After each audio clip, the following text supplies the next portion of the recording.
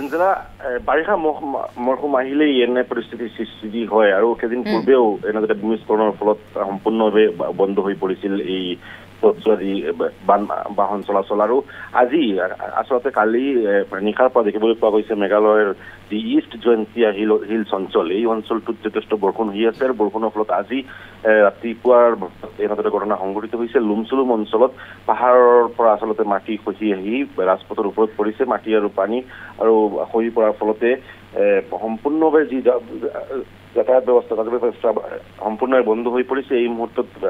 শ বাহন আবদ্ধ হৈ পৰিছে এইটো অঞ্চলত আৰু যিটো মেঘালয়ৰ যি প্ৰশাসন আছে ইষ্ট জয়ন্তীয়া হিলছ জিলা প্ৰশাসন আছে জিলা প্ৰশাসনে যুদ্ধকালীন তৎপৰতাত আচলতে উদ্ধাৰ কাম চলাই আছে কিন্তু যেহেতু প্ৰতিকূল বতৰ সেয়া উদ্ধাৰ কামত ঘটিছে আৰু প্ৰশাসনে যেনেদৰে আশা প্ৰকাশ কৰি আছে আবেলিৰ আগতে আচলতে এই পথটো যি চলাচল স্বাভাৱিক কৰি তোলাৰ চেষ্টা কৰিব কমপক্ষে হলেও ওৱান ৱে বাবে বাহন চলাচলৰ এটা ব্যৱস্থা কৰিব বুলি প্ৰশাসনে আশা প্ৰকাশ কৰি আছে কিন্তু প্ৰতিকূল বতৰৰ কাৰণে এই মুহূৰ্তলৈকে উদ্ধাৰ অভিযানত যথেষ্ট ব্যাঘাত ঘটিছে আৰু এই যিটো অঞ্চল ঘটনাটো সংঘটিত হৈছে এই অঞ্চলত আচলতে শ বাহন এই মুহূৰ্তত আবদ্ধ হৈ পৰিছে যিসমূহ বাহন বৰাকৰ পৰা গুৱাহাটী অভিমুখী আছিল এইসমূহ বাহন বা গুৱাহাটীৰ পৰা বৰাক অভিমুখী যিসমূহ আচলতে বাহন আছিল যাত্ৰীবাহী বাছো আছিল যাত্ৰীবাহী বাহনসমূহ আছে মালবাহী ট্ৰাকসমূহ আছে এইসমূহ ট্ৰাকসমূহ আবদ্ধ হৈ পৰিছে যাত্ৰীসকল যিসকল আছে বা চালকসকল যিসকল আছে এইসকলৰ মাজত হাহাকাৰ এটা পৰিৱেশৰ সৃষ্টি হৈছে বিশেষকৈ খাদ্য সামগ্ৰী লৈ তেওঁলোকে খাদ্য অভাৱত পৰিছে যিহেতু প্ৰায় 5 ঘণ্টা 6 ঘণ্টাৰ ওপৰত হৈ গৈছে এই যি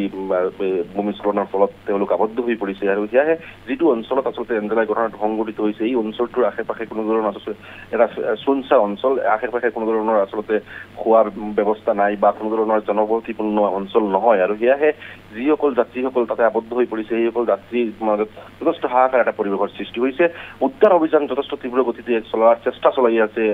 ইষ্ট জয়ন্তীয়া হিলছ প্ৰশাসনে কিন্তু প্ৰতিকূল বতৰৰ কাৰণে কিছুটা ব্যাঘাত ঘটিছে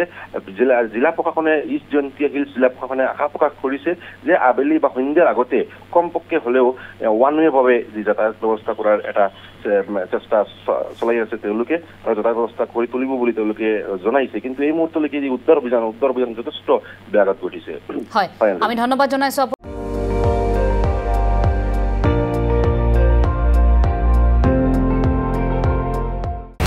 আপুনি চাই আছে ND24 সৰ্বশ্ৰেষ্ঠ নহয় সৰ্বোত্তমৰ দৌৰ